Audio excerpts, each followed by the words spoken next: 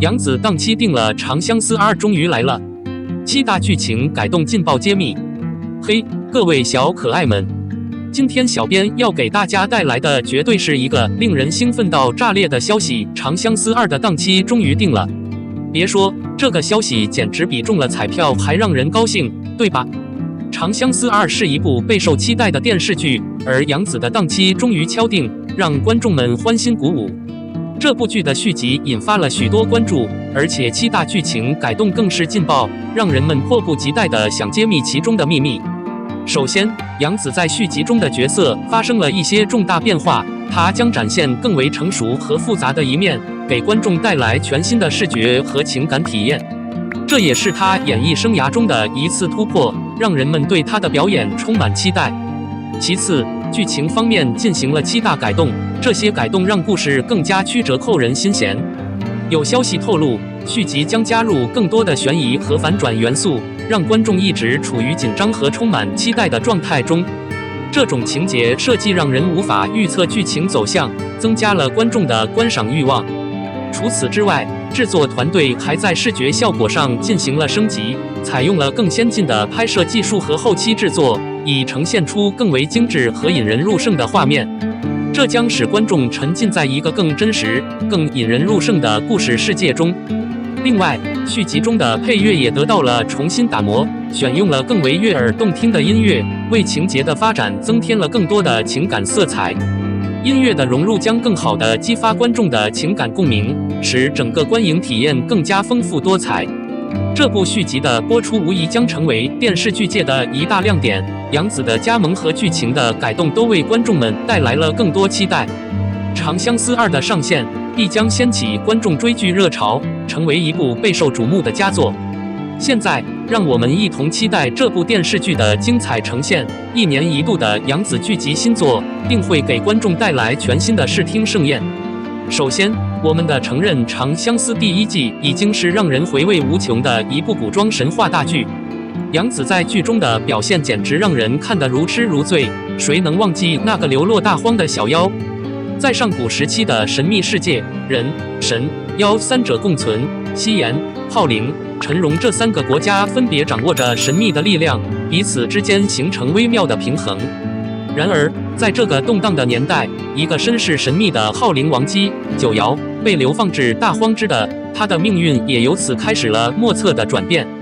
小妖即九瑶由杨紫出演，是一个历经100年沧桑的王姬，失去了一切的她流落到清水镇，过上了平凡的生活，成为了文小六。这个转变不仅是身份的失落，更包括了容貌的改变，为她的命运蒙上了一层神秘的面纱。文小六与身世神秘的表哥枪玄由张晚意饰演，命运的交错让2人走上了一段错综复杂的旅程。枪玄为了找到小妖，穿越大荒，最终来到了清水镇。2人初相遇并不顺利，然而几经波折和磨难，他们最终相认，小妖也重获了自己的身份。在这段旅程中，小妖意外救了垂危的青丘公子涂山璟，由邓卫饰演。朝夕相处之下，小妖与涂山璟之间渐生情愫，成为故事中一段感人至深的爱情线索。这段关系的发展既是情感的升华，也为整个故事增添了浓厚的人情味。同时，文小六还结识了9头妖香柳，由谭健次饰演。2人之间的不打不相识，最终却成为彼此的知己，展现出惺惺相惜的友情。这样丰富的人际关系，使得《长相思》不仅仅是一部古装神话剧，更是一部关于情感、友情和成长的故事。首先，大家最关心的话题就是档期的问题。小编调查了一番，终于给大家揭开了这个让人心神荡漾的迷雾。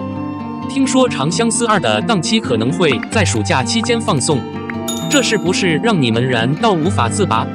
大家想想，暑假宅在家里，窝在沙发上看一部精彩的古装神话剧，简直是人生一大快事。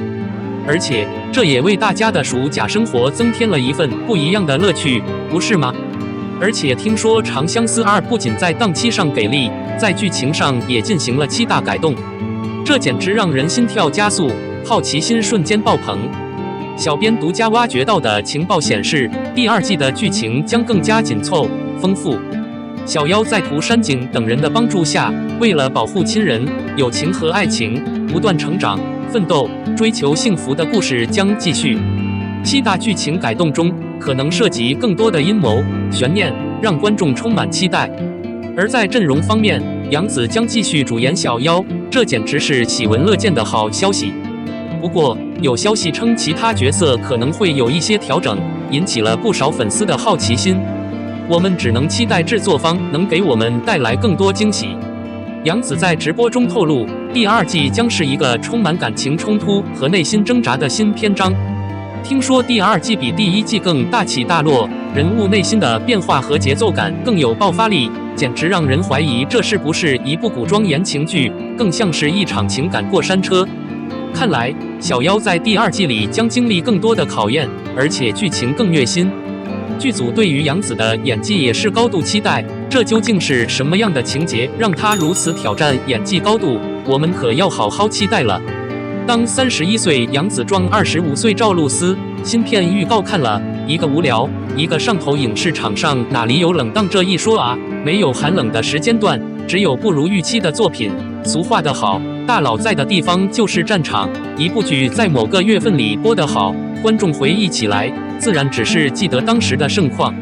2023年临近尾声了，汇总这11个月的剧集战绩，从年初星洛宁成堂众子仙侠对撞，到酷暑长相思莲花楼先后称王，再到宁安如梦空降黑马，剧好才是一切欢喜的根源。在11月热了底盘后，12月的待播剧们也等不及要来了。2大平台释出预告，当31岁杨紫撞上25岁赵露思，199爱与神隐都看了，一个无聊，一个上头。199爱友情璀璨，爱情心动，温暖色调描绘青春故事，请回答系列既视感。很能理解库场为啥想把199爱放到寒冷的冬天播出了，想要它作为冬日里的暖阳照耀观众。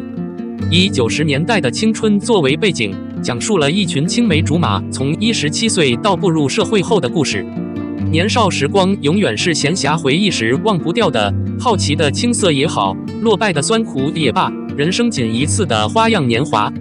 攒钱去看演唱会，一起做舞台剧，骑车上学找准暗恋之人的后座。199爱的预告集结了那些宝贵的小心思，色调不暗沉，如同蒙了层岁月的滤镜，角色服化到偏暖色调，整体的风格是治愈的。他刻画了友情团魂的永不放弃，也用稚嫩的台词描绘了心动发生瞬间的小鹿乱撞。在少年们成长为大人后，某个念头就能将他们拉回蹦跶不停的盛夏。被称为国产版请回答系列，剧目想必也是冲着剧情向去的。神隐美颜滤镜老一套，升级打怪风格不新鲜，人均不平凡很割裂。199爱的题材是同期独一份的神隐，从预告开始就透着一股熟悉的味道。